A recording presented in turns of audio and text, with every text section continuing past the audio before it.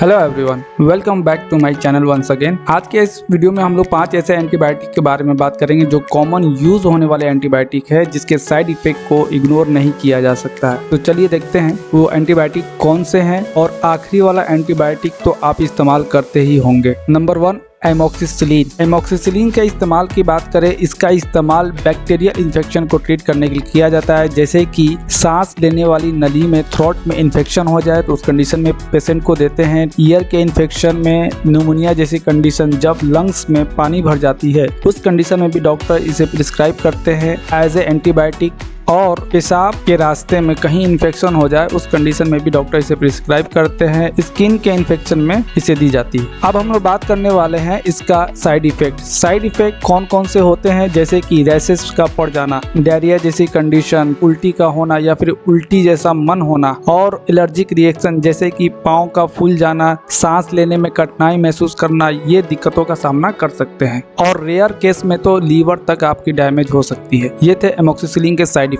Number 2, ciprofloxacin. Ciprofloxacin का इस्तेमाल की बात करें तो ये पेशाब वाली नली में जो भी इन्फेक्शन हो उसको ट्रीट करने के लिए इस्तेमाल किया जाता है। साथ ही साथ सांस लेने वाला यंत्र में अगर आपको कोई दिक्कत है तो उस कंडीशन में इसका इस्तेमाल किया जाता है। पेट और छोटी आंत के रास्ते में इन्फेक्शन को कंट्रोल करता है। ठीक उसी तरीके से स्किन के इन्फेक्शन को कंट्रोल करता है सिप्रोफ्लॉक्सासिन। बात करते हैं साइड इफेक्ट के बारे में। साइड इफेक्ट जैसे कि मसल्स का फट जाना, अगर आप इसका इस्तेमाल कर रहे हो तो उस कंडीशन में टेंडन रप्चर जैसे कंडीशन आप देखने को मिल सकती है। नेक्स्ट साइड इफेक्ट में बात करें, नर्व डैमेज हो सकता है। नर्व डैमेज में जैसे कि आपके हाथ में झुनझुनी पड़ना, या फिर कई बार तो हाथ में से कुछ समय के लिए सेंसेशन भी गायब हो जाता है, आपको कुछ महसूस भी नहीं होता है आपके हाथ में। नेक्स्ट साइड इफेक्ट की बात करें, मेंटल इफेक्ट देखने को मिलता है, जैसे कि एंजाइटी और कंफ्यूजन और हेलुसिनेशन जैसे कंडीशन का सामना करना पड़ सकता है। ये थे कुछ सिप्रोफ्लॉक्सासिन के साइड इफेक्ट जिसे इग्नोर नहीं किया जा सकता है। नेक्स्ट हम बात करने वाले हैं डॉक्सीसाइक्लिन। डॉक्सीसाइक्लिन के यूजेस यानी कि इस्तेमाल की अगर बात करें तो ये एक्ने में इस्तेमाल किया जाता है। रेस्पिरेटरी यानी कि सांस लेने वाली यंत्र में अगर कोई दिक्कत है तो उस कंडीशन में भी डॉक्टर इसे प्रिस्क्राइब करते हैं। ठीक उसी तरीके से लाइम डिजीज और मलेरिया से बचने के लिए इसका इस्तेमाल किया जाता है। और साथ ही साथ सेक्सुअली ट्रांसमिटेड डिजीज जैसे कि क्लेमाइडिया जैसी कंडीशन में इस्तेमाल किया जाता है। सेक्सुअली ट्रांसमिटेड डिजीज एक ऐसी बीमारी है जो कि एक पार्टनर से दूसरे पार्टनर में ट्रांसफर होता है ड्यूरिंग दी इंटरकोर्स, यानी कि संभोग के दौरान यह फैलने वाली बीमारी है। अगर हम साइड इफेक्ट की बात करें तो साइड इफेक्ट में जैसे कि सन के प्रति यानी कि सूरज के प्रति आपका स्किन सेंसिटिव हो जाता है। अगर आप धूप में निकलते हो तो स्किन आपका बर्न होने लगता है, यानी कि जलन महसूस होने लगती है स्किन के अंदर। ठीक उसी तरीके से आपके पेट में घाव हो जाना। जब आप इस दवा को खाली पेट लेते हो तो उस कंडीशन में आपके पेट में अल्सर जैसे कंडीशन देखने को मिलते हैं। अगर ये दवा को लेते समय आपने प्रॉपर तरीके से पानी ना लिया तो उस कंडीशन में आपके फूड पाइप यानी कि ओसोफेगस में इरिटेशन जैसे कंडीशन पैदा हो सकती है। ये थे डॉक्सीसाइक्लिन के साइड इफेक्ट जो कि इग्नोर नहीं किया जा सकता है। नेक्स्ट हम लोग बात करने वाले हैं एजिथ्रोमाइसिन एंटीबायोटिक के बारे में। इसकी इस्तेमाल की बात करें, इस्तेमाल जैसे कि respiratory tract infection, bronchitis, pneumonia जैसी कंडीशन, लंग्स में जब पानी भर जाती है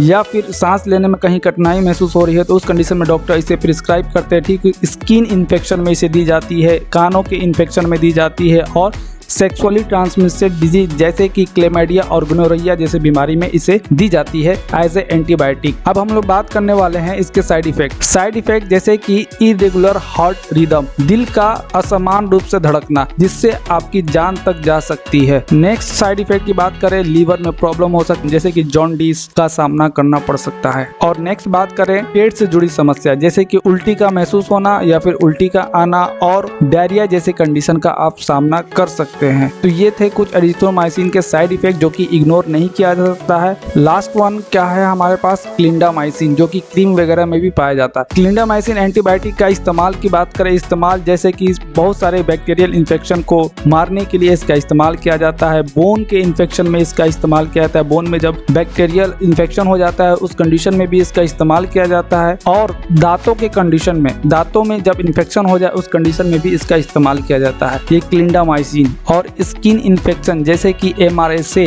जैसे बीमारी को ट्रीट करने के लिए इस्तेमाल किया जाता है एज ए एंटीबायोटिक के रूप में। अब हम लोग बात करने वाले हैं साइड इफेक्ट जैसे कि आपको सीवियर डायरिया जैसी कंडीशन हो सकती है, यानी कि इतनी दस्तें लगेंगी कि आपके शरीर के अंदर का सारा फ्लूइड ऐसा लगेगा कि बाहर आ गया है। उस कंडीशन में आप डिहाइड्रेशन जैसे कंडीशन को फेस कर सकते हैं। आपके आंत में इन्फेक्शन हो सकती है, ये ऐसा बैक्टीरिया के द्वारा इन्फेक्शन होता है जो कि आपके जान पे बात तक बन सकती है। और लास्ट में बात करें लीवर टॉक्सिसिटी आप देखने को मिल सकता है इस बीमारी में, ये रेयर केस में देखने को मिलता है। तो ये थे क्लिंडामाइसिन के कुछ साइड इफेक्ट। होपफुली मेरे 5 एंटीबायोटिक के साइड इफेक्ट से आप ये देख करके समझ गए होंगे कि कोई भी दवा बिना डॉक्टर के एडवाइस के आपको बिल्कुल भी नहीं लेना है। अगर मेरी वीडियो अच्छी लगी हो तो वीडियो को लाइक करें, अपने दोस्तों तक शेयर करें और चैनल को सब्सक्राइब करना बिल्कुल भी ना भूलें। Thank you for watching.